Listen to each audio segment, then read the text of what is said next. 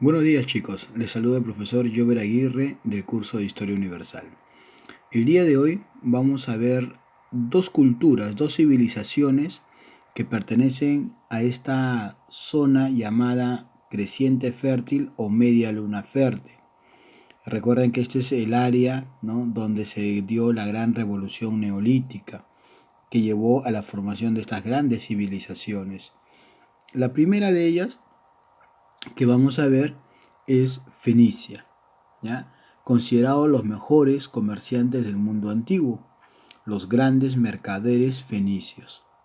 Entonces vamos a empezar rápidamente, ¿no? ¿Qué significa Fenicia?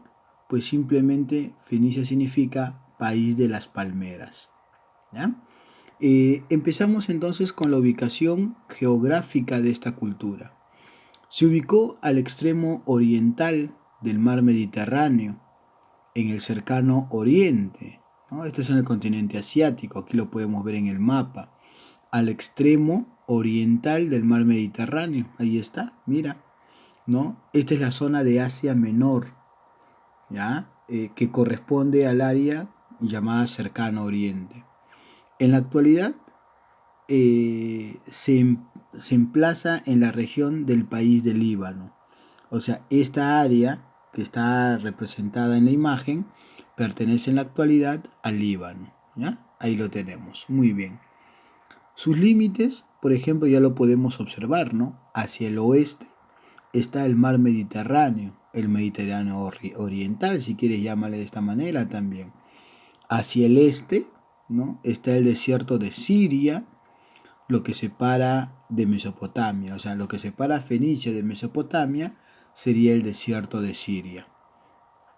Hacia el norte tenemos el río Orontes y hacia el sur tenemos el mar de Galilea, ¿no?, así llamado también el mar de Galilea, y obviamente tenemos a Palestina, donde se va a desarrollar la segunda civilización que vamos a ver, la civilización hebrea, ¿ya? Muy bien, o más conocido también como los judíos, ¿no? Pero bueno, sigamos. Eh, ¿Cuál es el origen? ¿No? Primero hablemos, para terminar rápidamente, sobre el medio geográfico de Fenicia. La región es una estrecha franja territorial, ahí lo puedes ver, ¿no? Es como una línea. Es una franja territorial poco fértil, ¿de acuerdo? No es como Mesopotamia, por ejemplo, que tiene el río Tigris y Éufrates, o Egipto, que por más que está en un desierto, tiene el río Nilo. No, ¿de acuerdo? Entonces es una franja poco fértil. No posee grandes recursos naturales, siendo por eso su riqueza más importante la madera de cedro que crece en ese lugar, ¿no? Eh, por la diversidad de las palmeras que hay en este país, ¿no?, se le conoce entonces a Fenicia como la tierra de las palmeras. Bien, eh, hablemos entonces ahora sobre un poquito su desarrollo histórico o su evolución histórica, ¿ya? A ver, como todas las culturas, los fenicios han pasado por varias etapas. Aquí podemos encontrar nosotros tres etapas muy importantes, ¿ya? Por ejemplo, la primera etapa sería la etapa Biblos. ¿Y por qué se caracteriza esta etapa? La etapa Biblos se inicia más o menos en el 3000 años antes de Cristo y va a llegar hasta los 2300 antes de Cristo aproximadamente, ¿de acuerdo? Aquí pues vamos a ver que los fenicios estuvieron habitados, ¿no? Sus habitantes, mejor dicho, mantuvieron relaciones comerciales con otros pueblos, como quienes, por ejemplo, como por ejemplo Egipto, ¿no?, en África, como por ejemplo los cretenses en esta isla que se encuentra en el Mediterráneo, la isla de Creta, ¿no? Entonces, con quienes comercializaba cobre, madera, entre otros productos. Fue una activa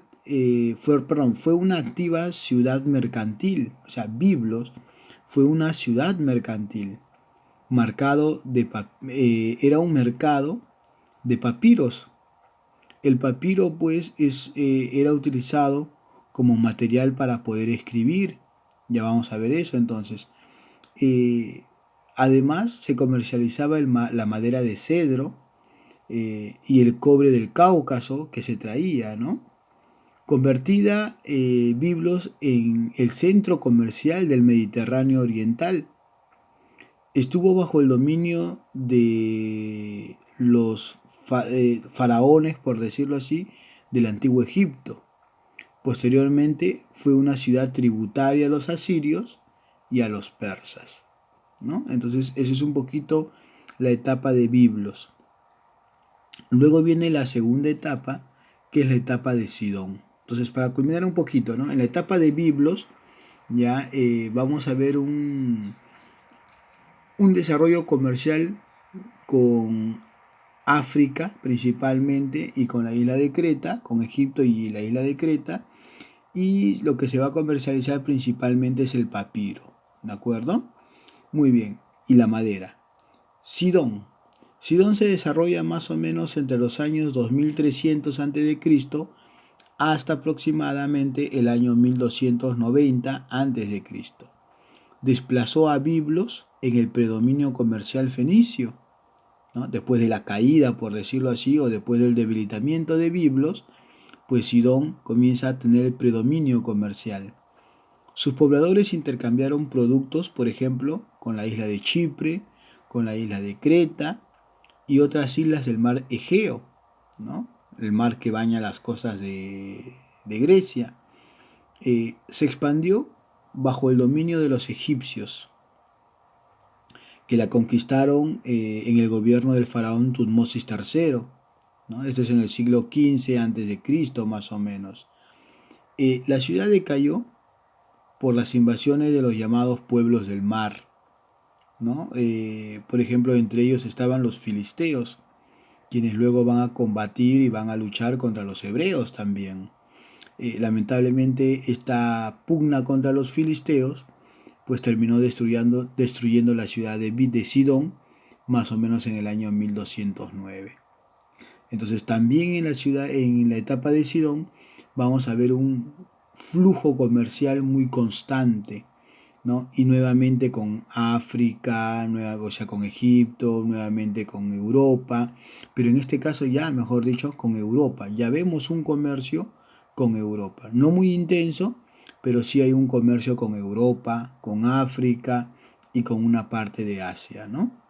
El tercer periodo es Tiro, ¿ya? Los tiros navegaron, por ejemplo, a lo largo de todo el Mediterráneo, tanto oriental como occidental, fundando en muchos de estos lugares factorías y colonias. Por ejemplo, en España, ¿no? Fundaron Gades, que luego pasaría a llamarse Cádiz.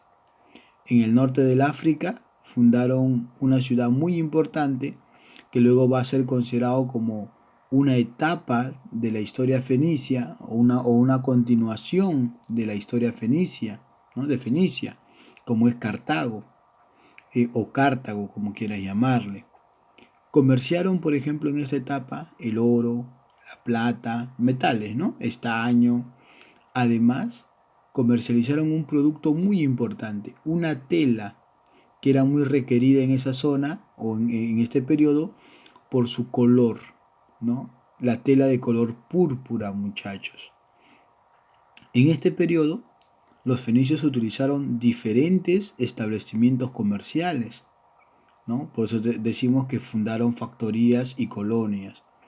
Eh, de una u otra manera, lo que hizo pues que el comercio sea más intenso, ¿no? Había un intercambio más dinámico.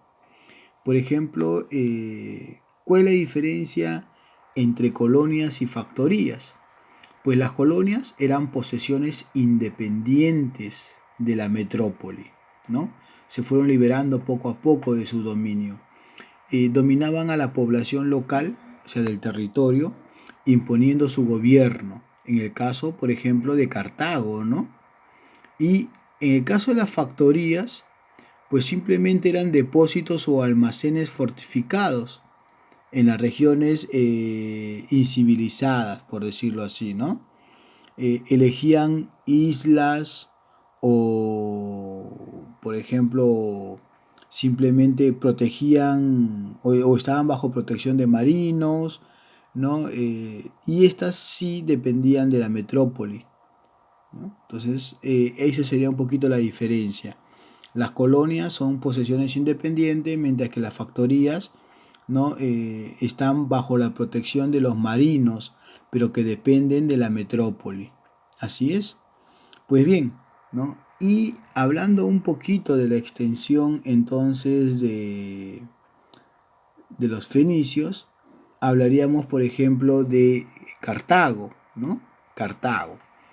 En el caso de Cartago, muchachos, se dice que fue fundado por la reina Dido, que aparece en una novela muy interesante llamada La Eneida, que es algo así como la continuación o la otra parte de la Ilíada, ¿no? Pero bueno, eh, pues simplemente esta etapa es muy importante porque el periodo cartaginés va a controlar el comercio en el Mediterráneo occidental y que luego va a competir con Roma, ¿no? Roma va a crecer y va a dedicarse a la actividad comercial y va a pretender, al igual que Cartago, dominar toda esta ruta comercial.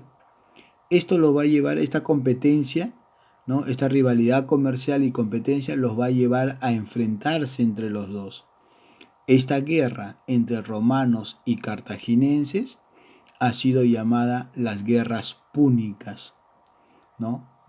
Por el control del Mediterráneo occidental. ¿Quién ganó esta guerra púnica y se quedó con el control del Mediterráneo? Pues simplemente, ¿no? Roma. A partir de ahí Roma comenzó un proceso de expansión muy importante, muchachos, por conseguir un vasto territorio, ¿no? Un vasto control territorial. Bien,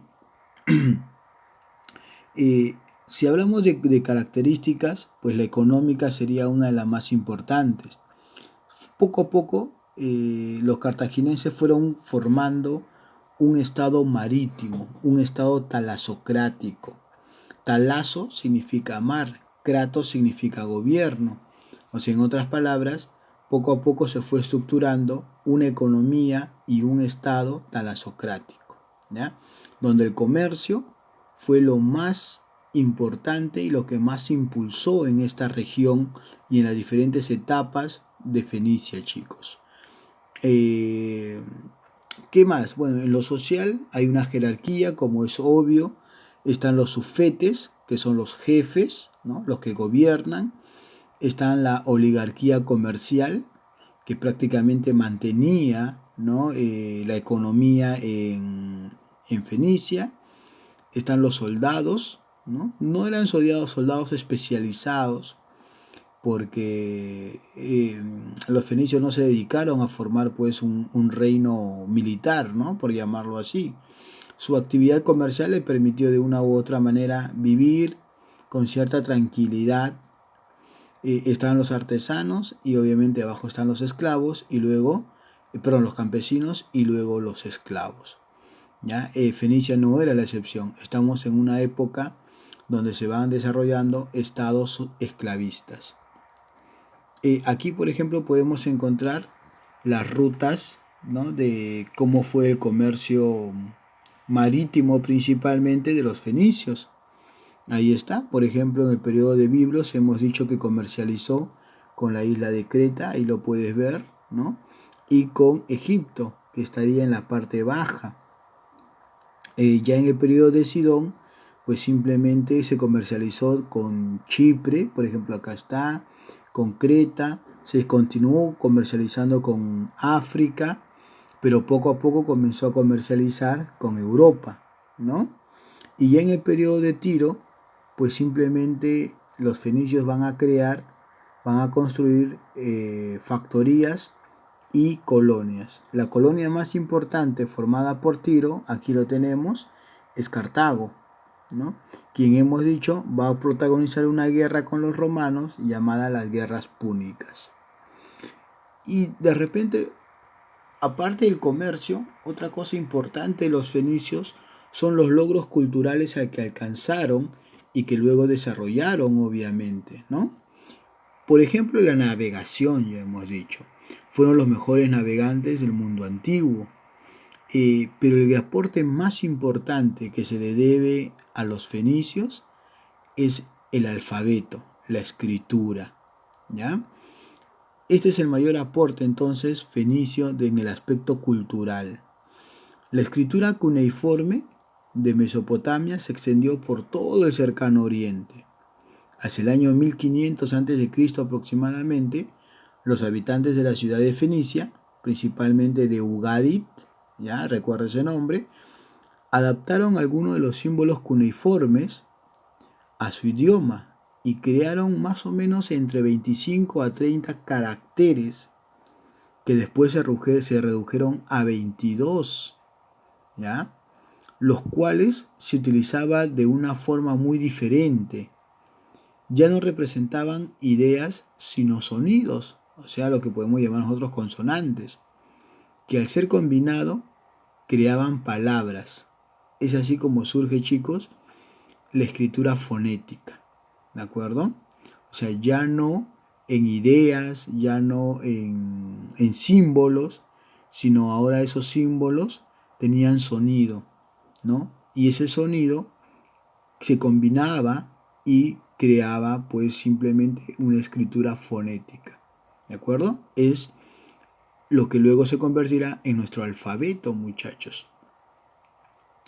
Este primer alfabeto que creó Fenicia no contenía vocales, solamente 22 consonantes, ¿no? Los griegos ya lo van a adaptar, adaptaron las letras fenicias y agregaron algunos símbolos propios, creando así las vocales. Entonces prácticamente diríamos que nuestro alfabeto actual, ¿no? Es una mezcla entre la escritura fenicia y la escritura griega. ¿Correcto, chicos? Muy bien.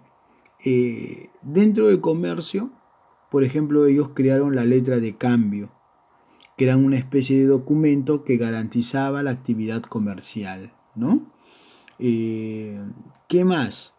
Pues diríamos también que crearon colonias, crearon factorías, ¿no? Y se puede hablar pues también de moneda, porque recuerda que hay un comercio, ¿ya? Emplearon un tipo de moneda en el trueque, además de aplicaron el crédito y el interés, ¿no? Entonces esos serían algunos aportes.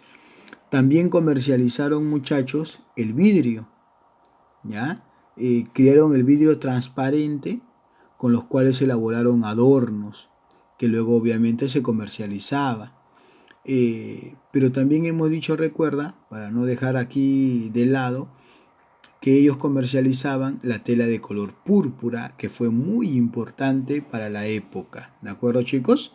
Y entre su religión, obviamente tenemos, por ejemplo, a dioses importantes como Baal, que es el dios supremo, Adonis, que es el dios de la belleza, Merkat, ¿no? Merkaf, que es el dios Tiro, Moloch, que es el dios de Cartago, ya son dioses ya particulares, ¿no? Balit, que es por ejemplo considerada la divinidad de la primavera, entre otros, muchachos. Muy bien, ahora nos toca hablar simplemente de los hebreos. Y esto es una historia muy conocida por ustedes, porque tiene que ver bastante con religión. Entonces, vamos a ver rápidamente los hebreos y cuando nosotros hablamos de hebreos se nos viene a la cabecita algo rápido, ¿no? Por ejemplo, se nos viene la palabra o términos como Dios, se nos viene términos como la tierra prometida, términos como o nombres como Abraham, por ejemplo, ¿no? Nombres como Moisés y otros nombres también, ¿no? Como David, como Salomón, entre otros, ¿no? Como Sansón, que seguramente es muy recordado por ustedes, ¿no? Y además, cuando hablamos de los hebreos, ¿no? Hablamos de una religión de carácter monoteísta. Cuando hablamos de los hebreos, hablamos de un libro muy importante que dejaron ellos, ¿no? Sus ancestros, por decirlo así, que viene a ser la Biblia, muchachos, principalmente el Antiguo Testamento. Entonces, por eso te digo que es ya un tema conocido por ustedes. Pues veamos rápidamente, ¿ya? ¿Dónde se encuentra ubicado, muchachos, la civilización hebrea? ¿Dónde se encuentra? Pues muy cerca a la cultura que anteriormente ya hemos visto, que es Fenicia. Pues bien, ¿no? Hablemos un poquito entonces de su medio geográfico. Los hebreos fueron un pueblo nómada que terminó asentándose en la antigua región de Canaán, ¿no? Recuerda que Canaán es considerada como la tierra prometida por ellos. Es el espacio, por decirlo así, que su Dios había elegido para ese pueblo elegido. Y a través de eso van a haber una serie de líderes hebreos que van a llevar a este pueblo hasta este territorio, ¿no? La tierra prometida de Canaán. Eh, esta región se encuentra en el cercano oriente, chicos, ¿de acuerdo? En la actualidad, esta zona pertenece o está compartido por dos países, como es el caso de Palestina, ¿no? Donde hay una religión ya predominantemente musulmana, e Israel, donde hay una religión predominantemente judía, muchachos. ¿De acuerdo? Los límites de la cultura hebrea, por el norte están los fenicios, por el sur está la península del Sinaí, ¿no? Aparte que está también el desierto de Sinaí, está hacia el este el Mar Muerto y el río Jordán.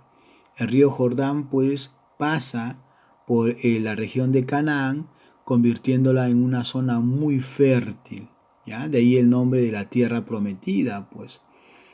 Hacia el oeste ya hemos visto que se encuentra el mar Mediterráneo, ¿de acuerdo?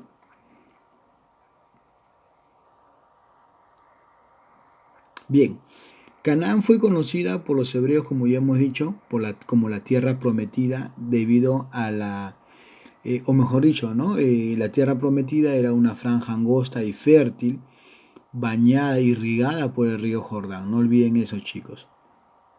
Bien, cuando nosotros hablamos de los hebreos, vamos a hablar de dos reinos que se van a formar, ¿no? Poco a poco. El reino de Israel con su capital Samaria y el reino de Judá con su capital Jerusalén.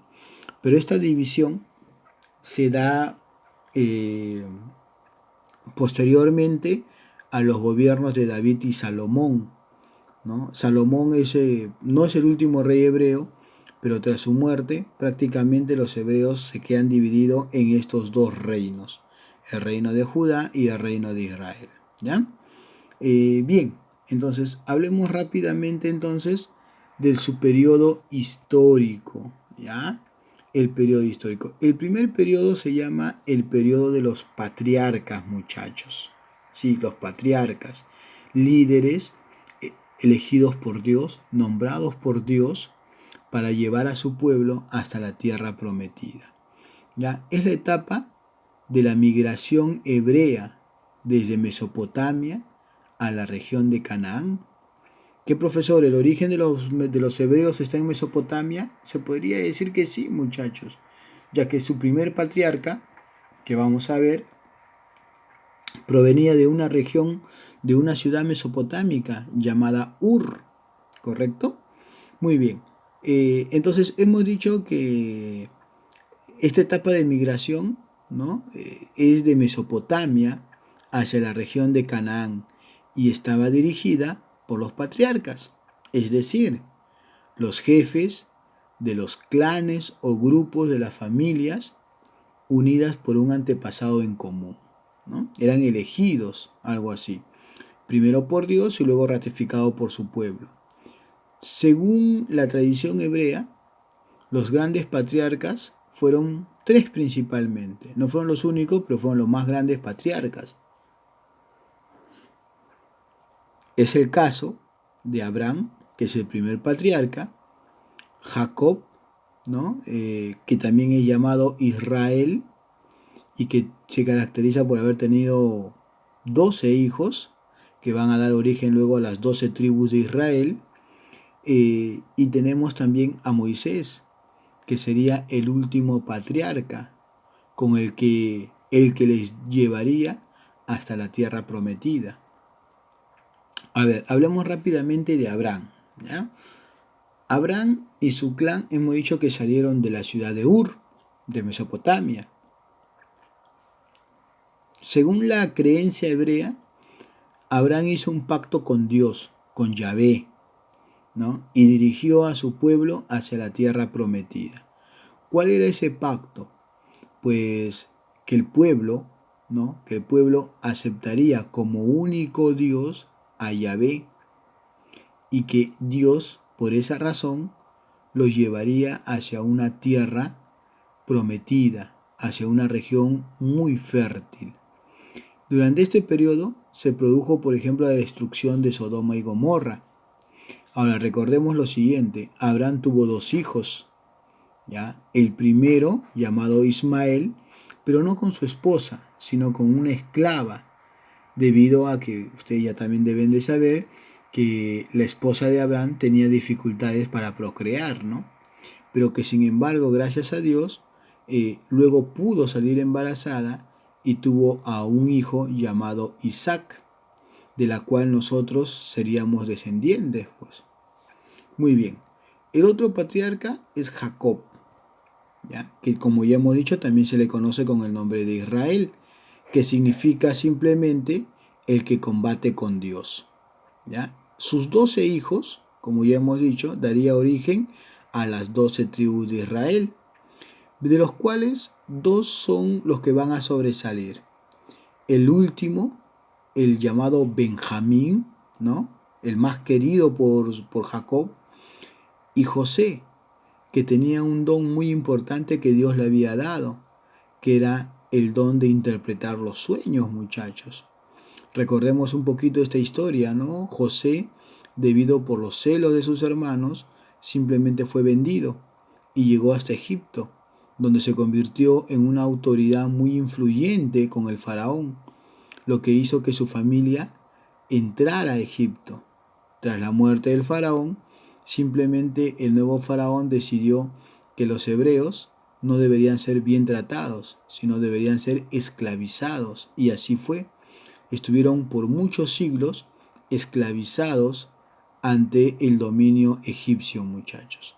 Hasta que apareció un personaje muy importante, que sería el último patriarca, que es Moisés. Su nombre significa el salvado de las aguas, ¿no? Creo que esa leyenda ya lo sabemos. Fue el último patriarca quien, según la tradición hebrea, liberó a su pueblo de la esclavitud del faraón. Así es. Eh, durante 40 años estuvieron vagando en el desierto debido al castigo que Dios le dio por haber roto el pacto. Recuerden ustedes que mientras Moisés subía al monte Sinaí para que Dios le entregara el decálogo, la tabla de los 10 mandamientos, simplemente el pueblo no esperó y creó un becerro de oro, ¿no? Entonces eso enfadó a Dios y simplemente podríamos decir que los condenó a vivir 40 años en el desierto. Y eso ante un ruego de Moisés, que tuvo que volver a subir al monte Sinaí para que Dios le entregara, ¿no? La tabla de los 10 mandamientos, muchachos, también conocida, ya hemos dicho, como decálogo, ¿de acuerdo? Muy bien, que prácticamente reafirmaría el nuevo pacto entre Dios y el hombre. Muy bien. Eh, luego de Moisés, que llega a la tierra prometida, pero este no ingresa debido a que no se sentía digno, ¿no? Por haber permitido que su pueblo pecara. Entonces, simplemente ya Dios le había revelado, ¿no? Ya Dios le había revelado eh, que él no podía ingresar y que en su reemplazo tendría que nombrar a una autoridad con el que su pueblo entre y, y a Canaán y los tenga que obedecer. Esta autoridad simplemente establecería normas, códigos de convivencia dentro de la ciudad, además que los ayudaría a conquistar dicho territorio, porque el territorio no era una zona virgen, muchachos.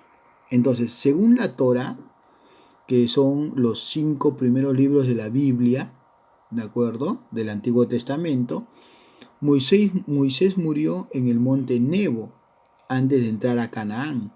A lo lejos pudo visualizar el valle, pero no logró ingresar entonces, dejando como sucesor, ya hemos dicho, a Josué, quien lideró a los hebreos hacia la conquista del territorio ocupado por otros pueblos.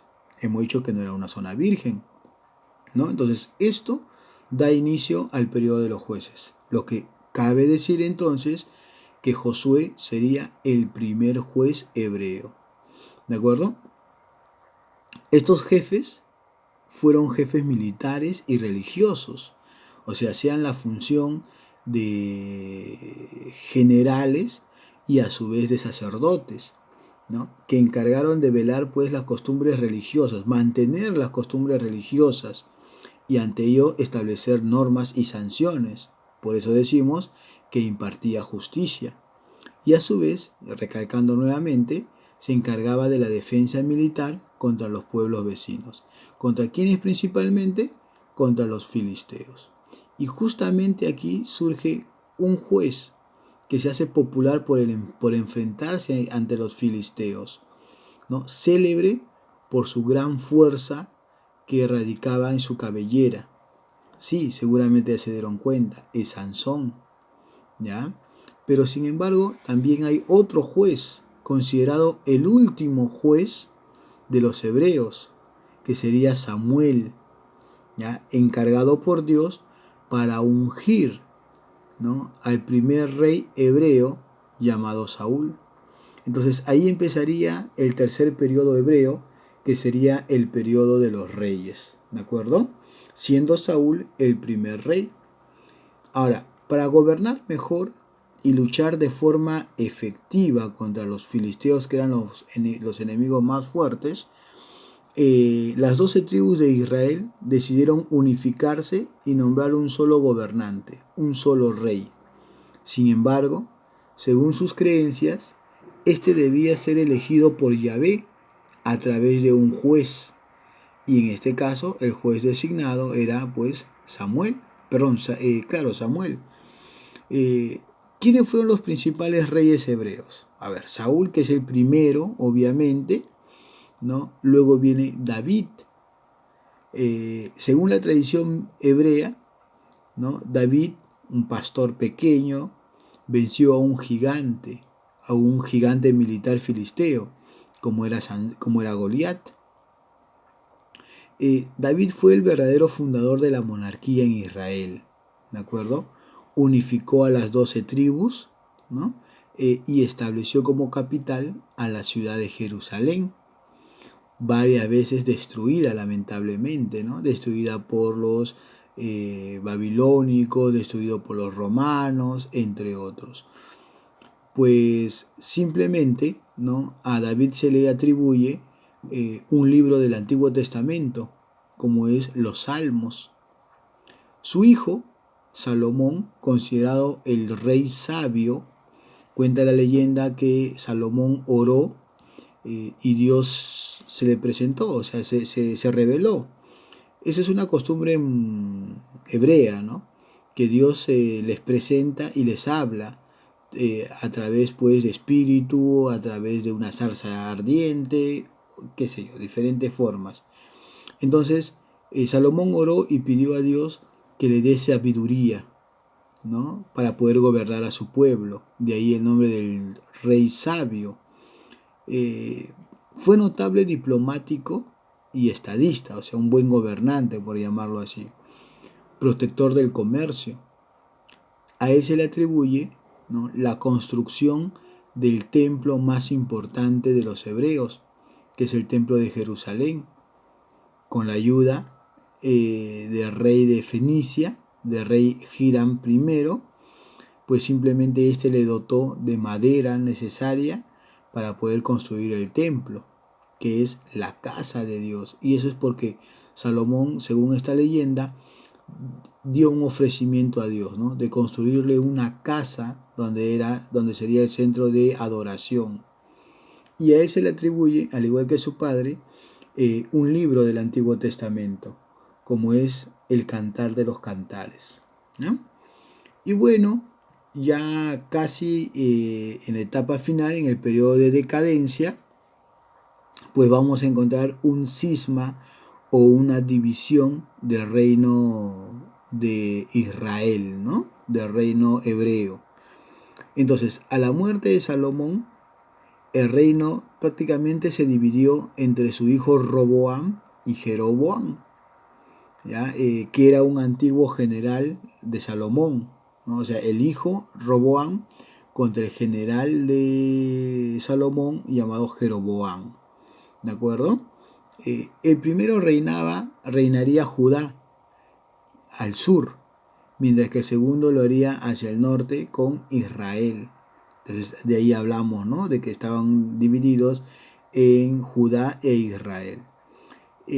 Posteriormente, ambos reinos serían invadidos por pueblos más poderosos que terminaron conquistándolo.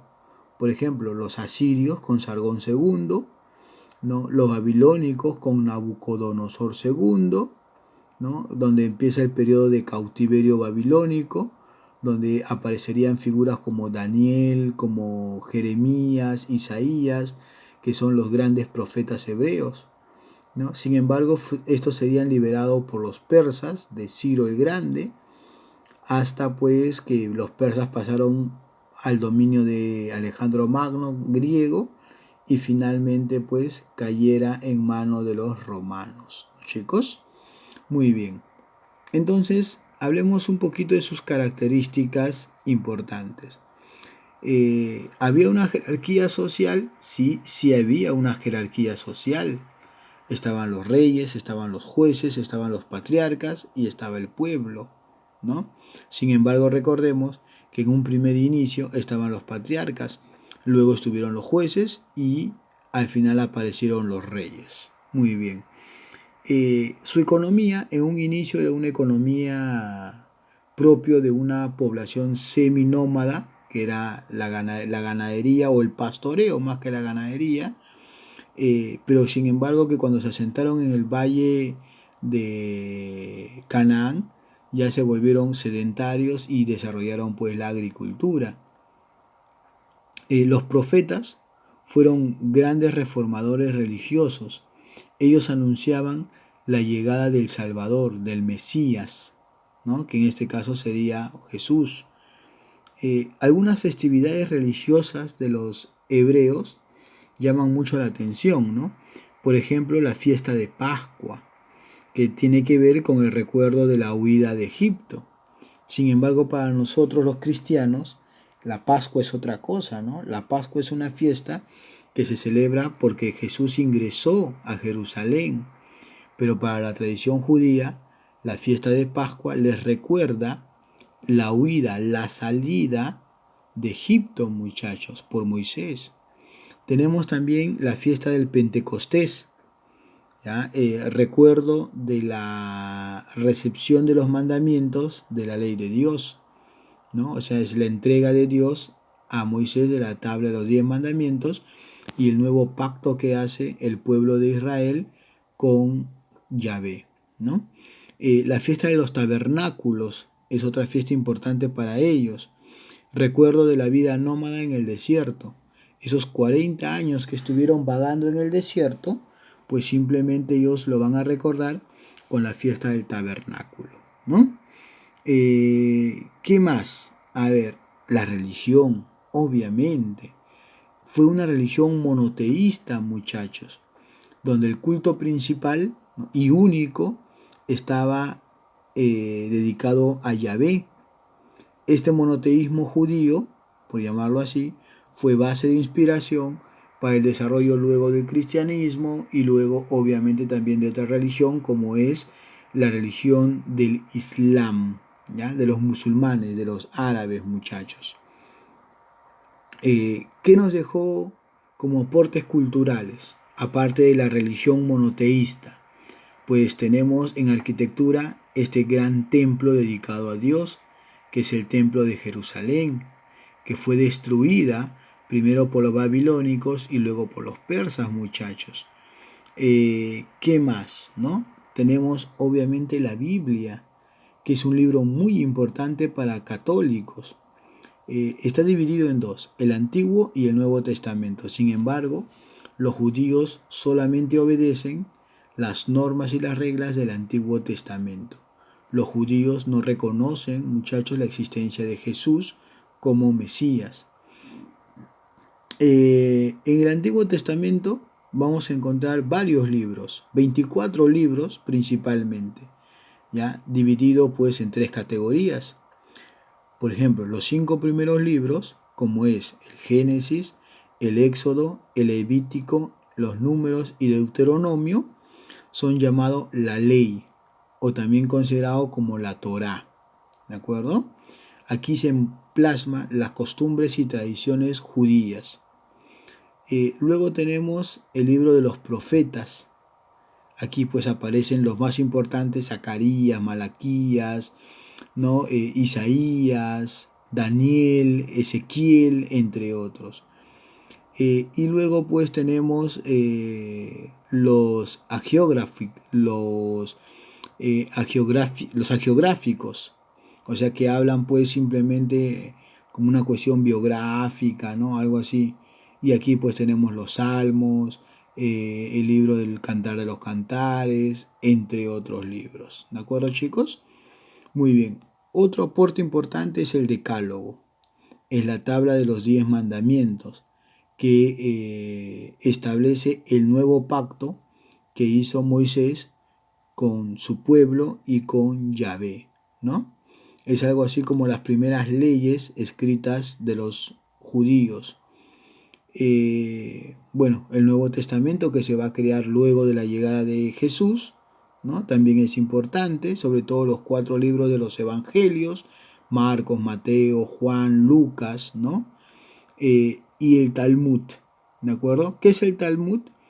Pues primero es escrito por los judíos en el siglo III, que vivían dispersos, ¿no? Por todas las ciudades para conservar sus creencias. O sea, en otras palabras, después de la diáspora judía, ellos mantuvieron y conservaron sus creencias, pues esto en el famoso Talmud. ¿De acuerdo, chicos?